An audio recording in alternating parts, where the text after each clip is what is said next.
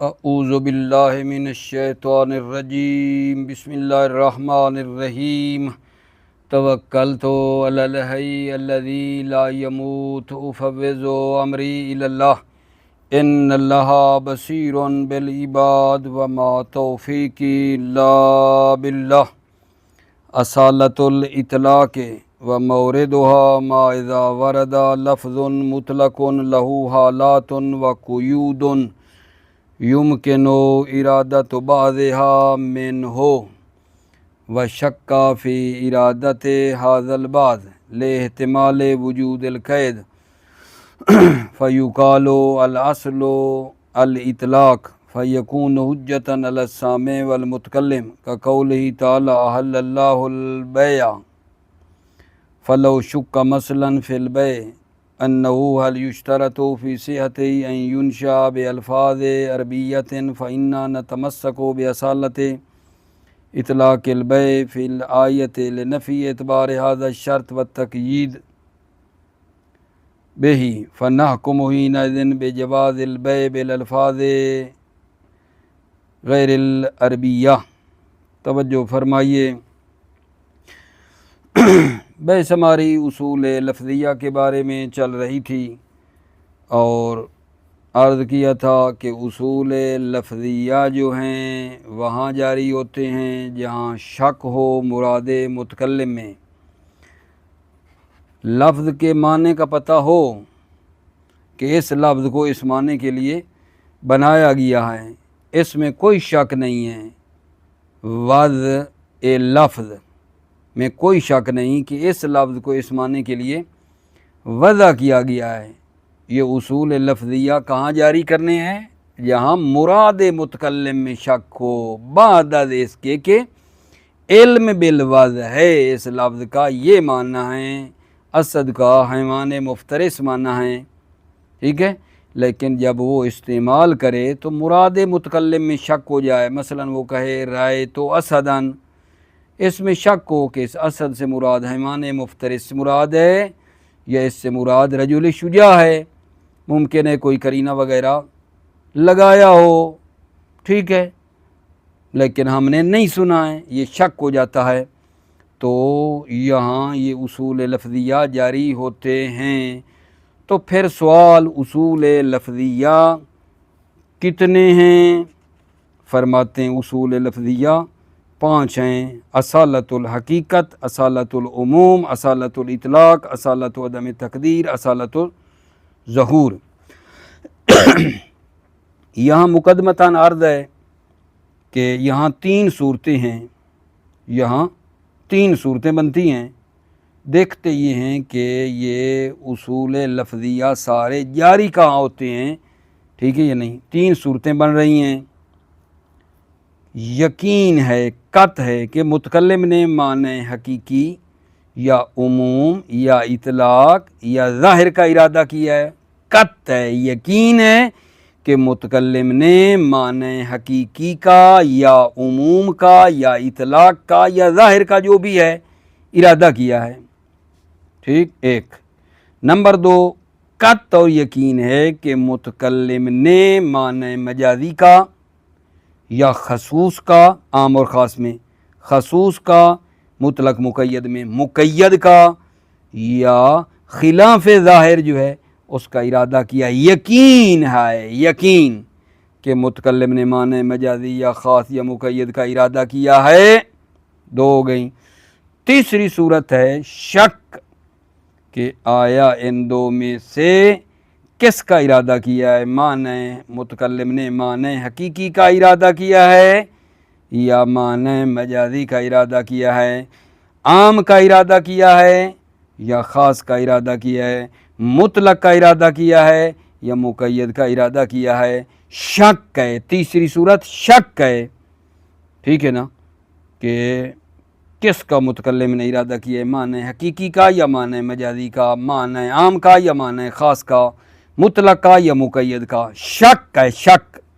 یہ اصول لفظیہ سارے کے سارے کہاں جاری ہوتے ہیں؟ یہ تیسری صورت جو بتائی ہے، جب شک ہو کہ ان 2 میں کس میں متکلم نے ارادہ کیا ہے، معنی حقیقی کا یا معنی مجازی کا، ٹھیک ہے نا، معنی عام کا یا خاص کا، کس کا ارادہ کیا ہے؟ جب مراد متکلم میں شک ہو تو وہاں یہ اصول لفظیہ جاری ہوتے ہیں۔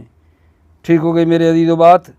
اچھا، ہم اصول لفظیہ جو 5 ہیں ان میں سے 2 کو ہم نے پڑھ لیا تھا، اصالت الحقیقت، نمبر 2 اصالت العموم، یہ ہم نے پچھلے درس میں پڑھے تھے، اور بتایا تھا کہ اصالت الحقیقت کہاں جاری ہوتی ہے؟ جب مولا ایک لفظ کو بولے اور شک کو کہ اس کی مراد معنی حقیقی ہے یا معنی مجازی ہے، ٹھیک ہے، لیکن ہمیں مطلب ہے مجاز کے اوپر کوئی قرینہ وغیرہ کا بھی علم نہیں ہے، فقط شک ہے، احتمال قرینہ ہیں، ٹھیک ہے نا، متکلم ایک لفظ بولے اور اس سے مطلب ہے شک ہو کہ معنی حقیقی کا ارادہ کیا یا مجازی کا ارادہ کیا ہے، وہاں اصالت الحقیقت کو جاری کرتے ہیں، ٹھیک ہے۔ اچھا، دوسری اصل یہ تھی اصالت العموم۔ اصالت العموم کا مورد کیا ہے؟ متکلم ایک لفظ عام کو بولے اور شک کریں کہ متکلم نے اس لفظ سے عموم کا ارادہ کیا ہے یا خصوص کا ارادہ کیا ہے، ٹھیک ہے، تو وہاں کیا جاری کریں گے؟ اصالت العموم، اور یہی اصالت العموم حجت ہوگی متکلم پر بھی اور سامع پر بھی، یہی اصالت العموم جو ہے وہ حجت ہوگی۔ کیا مطلب ہے حجت ہوگی؟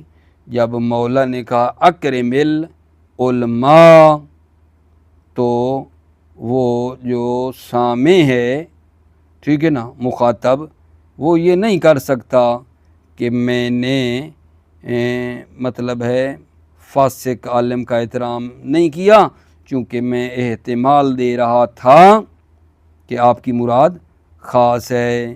مولا کہہ سکتا ہے میں نے کوئی قرینہ نہیں لگایا تھا خاص کے اوپر، آپ نے فاسق عالم کا احترام کیوں نہیں کیا؟ یہی عام حجت ہے، ٹھیک ہے یا نہیں، متکلم کے لیے بھی اور سامع کے لیے بھی حجت ہے۔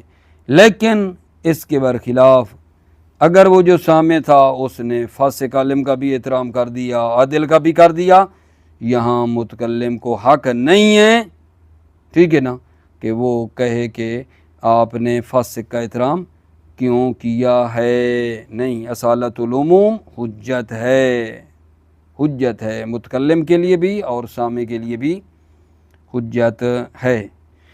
آج کے درس میں جناب تیسری اصل ہے اصول لفظیہ میں سے، تیسری اصل جو ہے اصالت الاطلاق، اصالت الاطلاق۔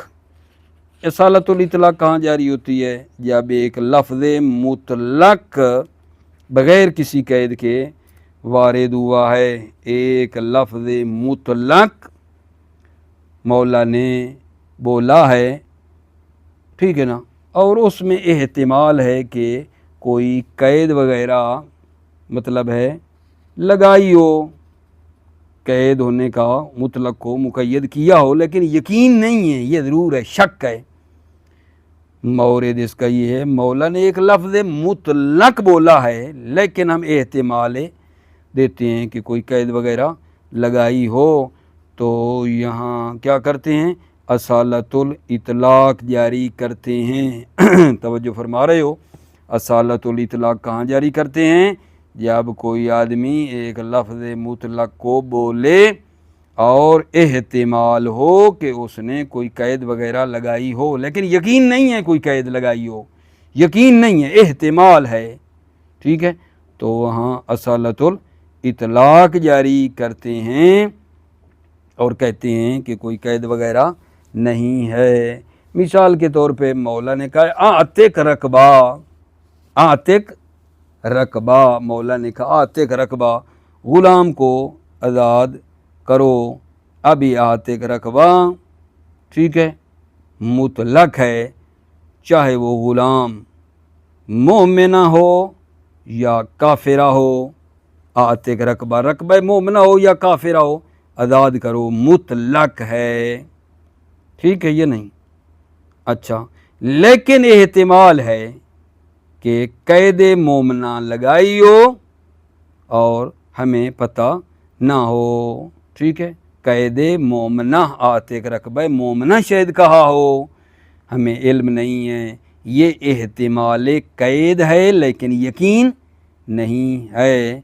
तो यहाँ क्या जारी करते हैं, असालतुल इतलाक, इसालतुल इतलाक वहाँ जारी करते हैं यहाँ मौला एक लफ्ज़ मुतलक बोले और हम एहतिमाल दें कि कोई कैद वगैरह लगाई हो लेकिन कैद का यकीन ना हो। जैसा कहा आतिक रकबा, मौला ने कहा ग़ुलाम आज़ाद करो, मोमिना हो या काफिरा, लेकिन हम आगे एहतिमाल दें कि नहीं शायद मोमिना की कैद लगाई हो, ये कहा आतिक रकबा मोमिना, रकबा ग़ुलाम मोमिना आज़ाद करवाओ, ठीक है, ये हम कैद का एहतिमाल देते हैं।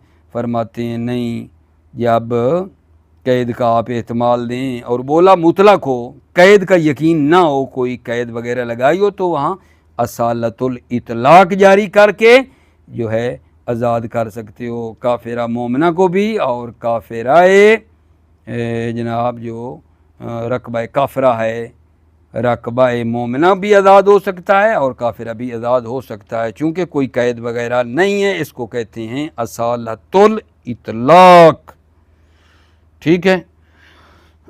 यहाँ पीछे थी असालतुल उमूम, यहाँ है असालतुल इतलाक, दोनों के दरमियान क्या फ़र्क है, सवाल यहाँ कर लेते हैं।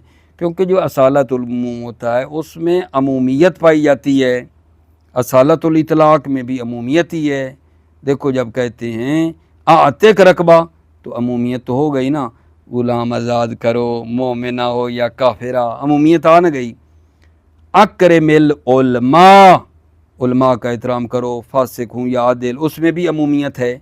तो फ़र्क किया है असालतुल उमूम और असालतुल इतलाक में, तवज्जो फरमाओ। असालतुल उमूम को जो है वो किस से समझते हैं, वो जनाब अली ख़ुद लफ्ज़ दलालत करता है उमूम पर। असालतुल उमूम में अमूमियत पर दलालत करने वाला लफ्ज़ होता है। जैसे मिसाल के तौर पे अकरमिल अल उलमा, उलमा पर अलिफ लाम है, या अकरम कुल्ला आलिमिन, कुल है। जैसे असालतुल उमूम में उमूम पर दलालत करने वाला लफ्ज़ होता है, जबकि असालतुल इतलाक में अमूम पर दलालत करने वाली क्या चीज़ होती है, अक्ल होती है। अक्ल से समझते हैं कि कोई कैद वगैरह नहीं है, लफ्ज़ वहाँ लगा हुआ नहीं होता है। दूसरा फ़र्क ये है कि आम की दलालत अफराद पर क्या होती है,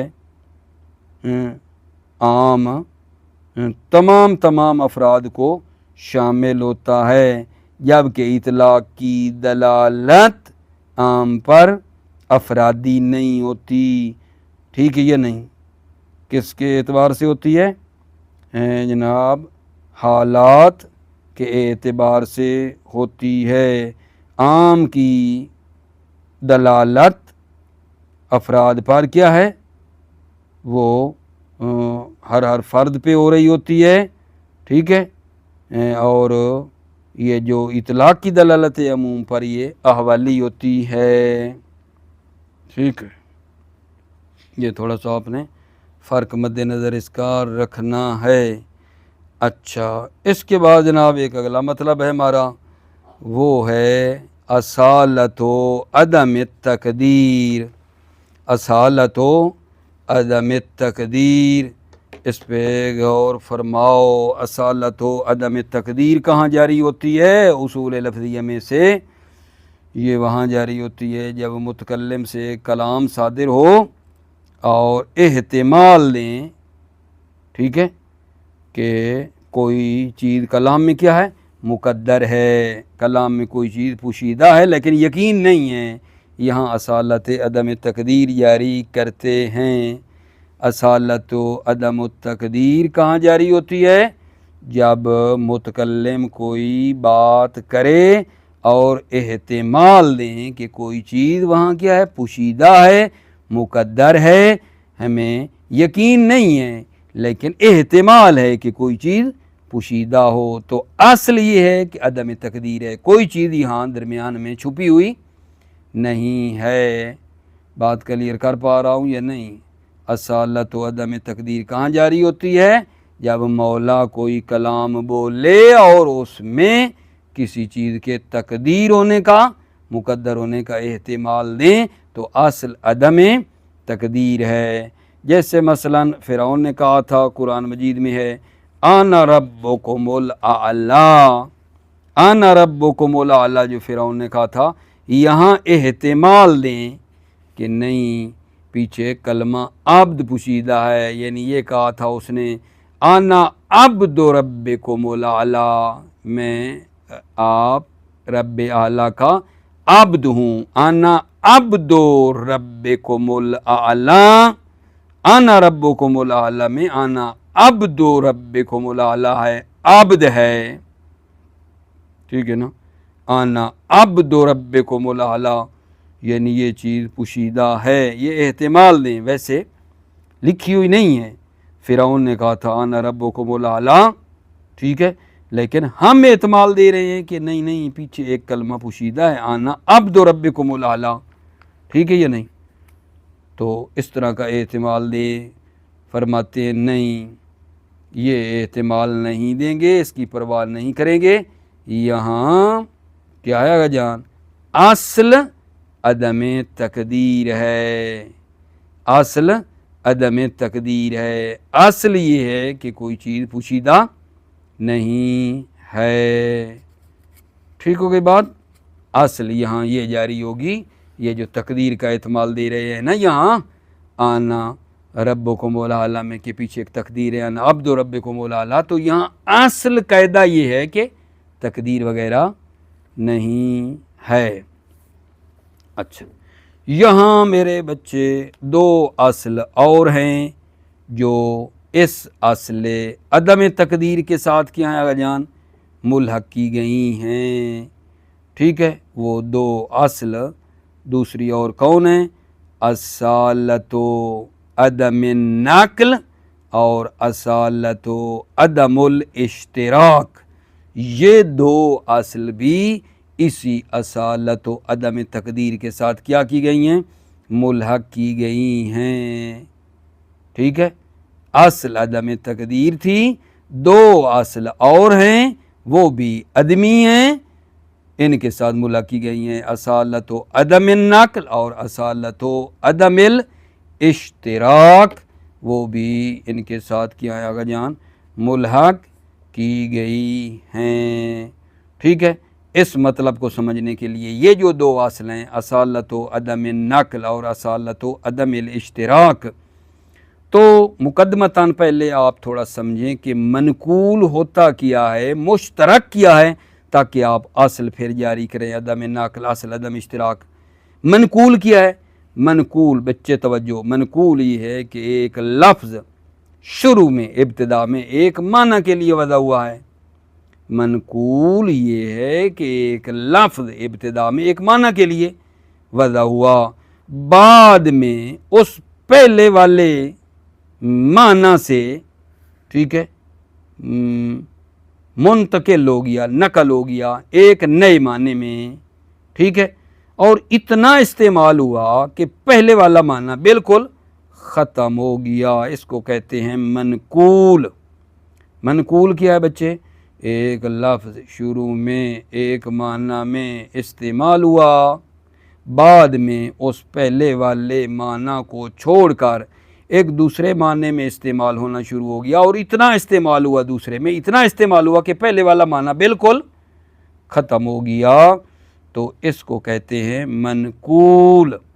جیسے صلاۃ نسبت بے دعا، सलात निस्बत बे दुआ, चूँकि शुरू में इसका माना सलात का क्या था, दुआ था, पहले वाला माना सलात का था दुआ, तो फिर ये सलात अरकान मखसूसा यही जो हम पढ़ते हैं, ज़िक्र रकू सजूद तकबीर तहराम रकू सजूद, ये जो करते हैं ना, नमाज नहीं पढ़ते, तो वो दुआ वाले माने से सलात का लफ्ज़ निकल के अरकान मखसूसा में आ गया, लफ्ज़ हो गया मनकूल, यानी सलात का माना शुरू में दुआ था और दुआ से फिर ये अरकान मखसूसा की तरफ मुंतकिल हो गया, इसको कहते हैं मनकूल। और दूसरा लफ्ज़ जो मुश्तरक लफ्ज़ी है ये है कि लफ्ज़ दो या चंद माने के लिए वज़ा हुआ है और किसी में भी पहले वाला माना महजूर नहीं हुआ है। मुश्तरक लफ्ज़ी क्या है कि दो या चंद माना के लिए ये लफ्ज़ वज़ा हुआ है, ये लफ्ज़ दो या चंद मानी के लिए वज़ा हुआ है और किसी मानी में भी पहले वाला माना महजूर नहीं हुआ है। जैसे लफ्ज़ ऐन, ऐन का माना जो है चश्मा भी है, आँख भी है, जासूस भी है, तो ये ऐन के जैसे कई मानी हैं, ये कहलाता है मुश्तरक के लफ्ज़ी। जब मनकूल की तारीफ़ भी मेरे बच्चे वाज़े हो गई, मुश्तरक भी पता चल गया, ठीक है, कि मुश्तरक ये होता है, मुश्तरक लफ्ज़ी, मनकूल ये होता है। अब आते हैं इस मुकदमे के बाद असालत व अदम नक़ल और असालत व अदम इश्तिराक। ये आपको फिट करके देता हूँ कि कैसे जारी होंगी। असालत व अदम नक़ल वहाँ जारी होगी, असालत व अदम नक़ल वहाँ जारी होगी जहाँ एहतिमाल नक़ल दें। कलाम एक माना में इस्तेमाल हो रही है, कलाम का एक माना है, लेकिन एहतिमाल दे रहे हैं कि इस माने से पहले इसका माना एक और था। कलाम का एक माना है, कलाम एक माने में इस्तेमाल हो रही है, लेकिन एहतिमाल देते हैं कि इससे पहले एक और माना था, फिर वहाँ से नकल हो कि ये माना बना है। ये एहतिमाल दें तो असल क्या है, असल अदम नकल है। कहेंगे कि नहीं यही माना है, इससे पहले कोई और माना नहीं था कि उससे मुंतकिल होकर ये माना आया है।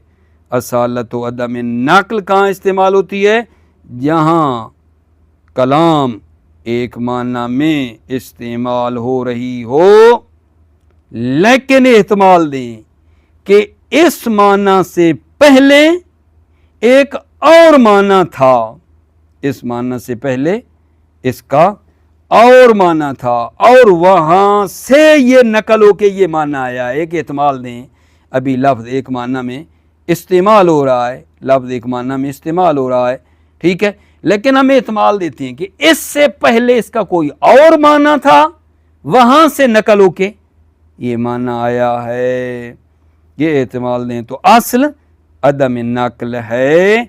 मसलन फ़ेले आम्र उर्फ़ की नज़र में दलालत करता है वजूब पर, फ़ेले अम्र की दलालत वजूब पर है।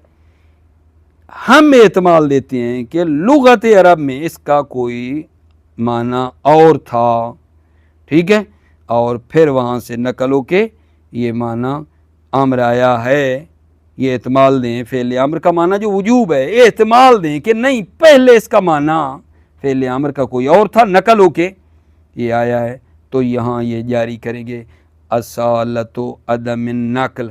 असल ये है कि यही अम्र का माना वजूब है, कोई और माना नहीं था कि नकल हो के आया है, ठीक है। ये जगह है असालत व अदम नक़ल की, ठीक हो गई बात अजीज़ो।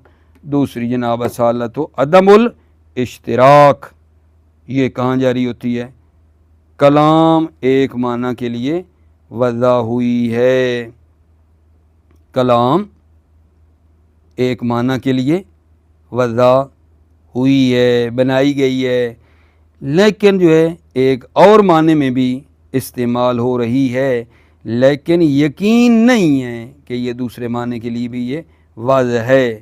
کلام ایک معنی کے لیے وضع ہو رہی ہے، کلام برائے معنی وضع شدہ، کلام ایک معنی کے لیے وضع ہوئی ہے، لیکن ایک دوسرے معنی میں بھی استعمال ہوتی ہے۔ کلام ایک معنی کے لیے تو وضع ہوئی ہے، دوسرے معنی میں بھی استعمال ہوتی ہے، لیکن یقین نہیں ہے کہ اس دوسرے معنی میں وضع ہے۔ احتمال ہے کہ لفظ جو ہے اس دوسرے معنی کے لیے بھی وضع ہوا ہو۔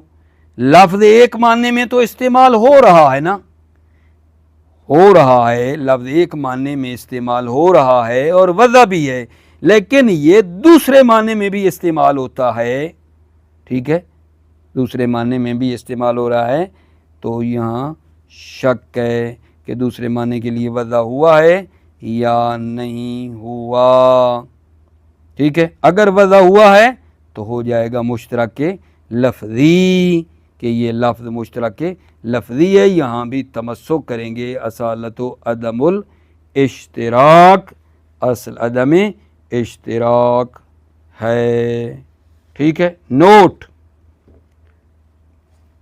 جہاں دلیل خاص ہو نقل پر یا اشتراک پر، ٹھیک ہے، وہ مورد بحث ما نہیں ہے۔ جہاں دلیل خاص آ جائے نقل پر یا اشتراک پر، ٹھیک ہے، وہاں دلیل خاص ہے، چونکہ مورد بحث یہاں ہے ہی نہیں، ہماری بحث شک کی صورت ہے، ٹھیک ہے نا۔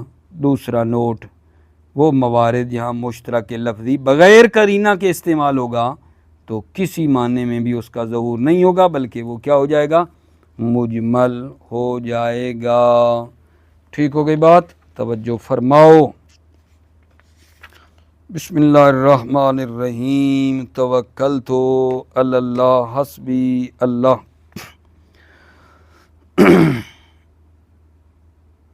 اصالت الاطلاق و موردها ما اذا ورد لفظ مطلق له حالات و قیود، له حالات و قیود۔ اصالت الاطلاق کا موردها اذا ورد لفظ مطلق، جب لفظ مطلق وارد ہو، لہو حالات و قیود، اس لفظ مطلق کی حالات اور قیود ہوں، یمکن ارادت بعضها منہ، ممکن ہے ارادت بعضها منہ، اس لفظ سے بعض حالات کا ارادہ کیا جائے، وشک فی ارادت هذا البعض، اور اس بعض کے ارادہ کرنے میں شک کو کیا جائے، لاحتمال وجود القید، وجود قید کے احتمال کی بنا پر کہ کوئی قید ہو، فیقال الاصل والاطلاق، تو کہا جاتا ہے اصل اطلاق ہے، فیکون حجۃ علی السامع والمتکلم، پس یہ اطلاق حجت ہے سامع اور متکلم پر، کا قول ہی تعالیٰ، جیسے اللہ تعالیٰ کا قول ہے، احل اللہ البیع فلو شک مثلا فی البیع انہ هل یشترط فی صیغۃ ینشأ بالالفاظ العربیہ، اگر شک کیا جائے بیع میں کہ کیا صیغۃ بیع میں شرط ہے کہ الفاظ عربیہ کے ذریعے سے ہو، فإننا نتمسک بأصالۃ الاطلاق البیع، ہم تمسک کرتے ہیں اصالت اطلاق بیع سے، فی الآیہ، آیہ میں اصالت الاطلاق سے تمسک کرتے ہیں، لنفی اعتبار ھذا الشرط والتقیید بہ، اس شرط کے اعتبار کی نفی کے لیے، والتقیید بہ، اور عربی کی قید اور اس شرط کے اعتبار کی نفی کے لیے ہم کیا کرتے ہیں آقا جان؟ تمسک کرتے ہیں اطلاق سے۔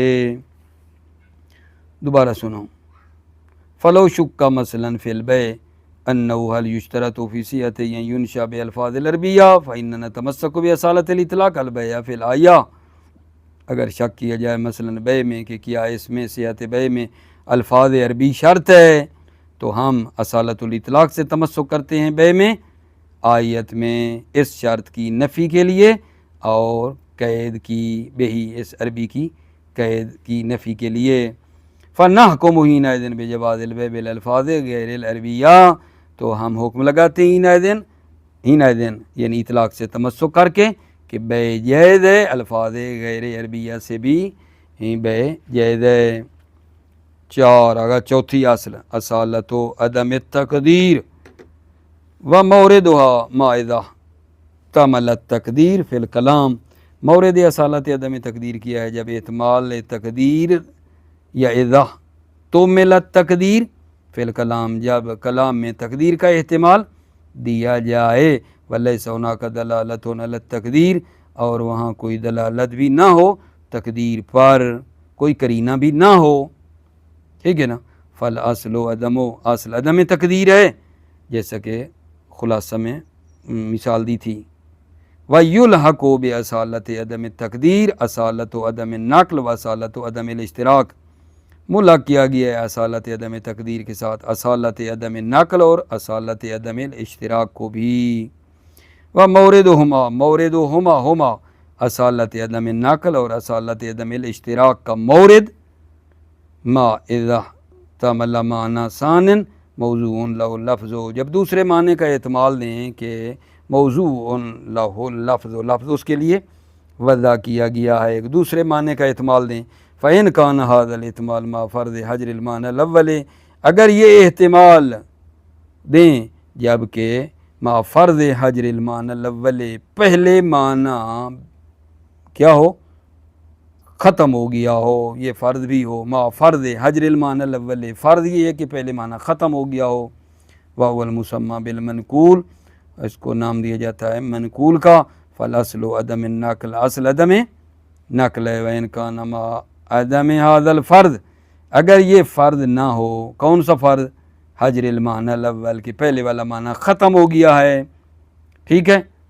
وَهُوَ الْمُسَمَّى بِالْمُشْتَرَكِ، تو اس کو نام دیا جاتا ہے مشترک کا، فَإِنَّ الْأَصْلَ عَدَمُ الْاشْتِرَاكِ، اصل عدم اشتراک ہے، فَيُحْمَلُ اللَّفْظُ فِي كُلِّ مِنْهُمَا عَلَى إِرَادَةِ الْمَعْنَى الْأَوَّلِ مَا لَمْ يَثْبُتِ النَّقْلُ وَالْاشْتِرَاكُ، لفظ کو حمل کیا جاتا ہے فی کل منہما، ہر دو میں، علی ارادۃ المعنی الاول، پہلے معنی کے ارادے پر لفظ کو حمل کیا جاتا ہے، ما لم یثبت النقل والاشتراک، جب تک نقل اور اشتراک ثابت نہیں ہے، اما اذا ثبت النقل فإنه يحمل على المعنى الثاني، اما جب نقل ثابت ہو جائے تو اس کو حمل کیا جاتا ہے معنی ثانی پر، وإذا ثبت الاشتراک فإن اللفظ يبقى مجملا، جب اشتراک ثابت ہو جائے تو لفظ يبقى مجملا، يبقى یعنی یسیر و مجملا، مجمل ہو جاتا ہے، لا يتعین فی احد المعنیین، دو معنی میں کسی کے لیے معین نہیں ہوتا ہے، الا بقرینۃ علی قاعدۃ المعروف فی کل مشترکین، مگر قرینہ کے ذریعے معین ہوتا ہے جو قاعدہ معروف ہے ہر مشترک میں،